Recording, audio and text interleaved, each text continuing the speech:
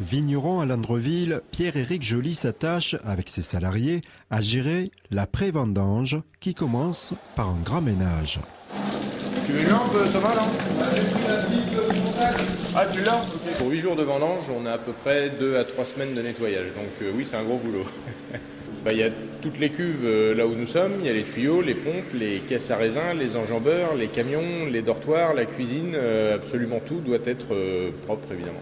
Autre activité après les vendanges, la vinification. Comme par exemple la préparation des vins rouges qui serviront à l'élaboration des champagnes rosés. Alors la vinification en blanc consiste en un pressurage direct des raisins. Donc on prend des grappes, on les met dans le pressoir, on les écrase. Mais pour le rouge, il y a une macération, il y a une étape de macération dans une cuve de 5 à 8 jours où en fait le jus va prendre la couleur de la peau.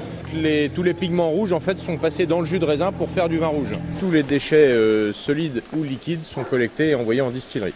Pour en faire de l'alcool neutre industriel, ça part après en pharmacie, parfum. Dans les cuves, l'ajout de levure au jus de raisin va progressivement le transformer. 2 fermentations sont nécessaires. Aucune n'échappe au nez du vigneron. Groseille, cassis et fruits rouges. Alors ici à Landreville et dans la région, on appelle ça du brut, où c'est plus du jus de raisin et c'est pas encore tout à fait du vin. C'est trouble à cause des levures. Ce sera vendu en Champagne dans 3-4 ans quand même. En vinification, on a du travail pour 1 mois ou 2 avec les fermentations malolactiques et ensuite ce sera les ventes de Noël. Donc on est bien occupé jusqu'en début d'année.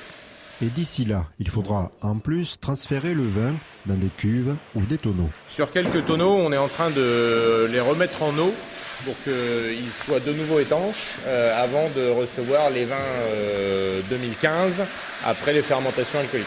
Pour Pierre-Éric Joly, les vacances sont encore loin.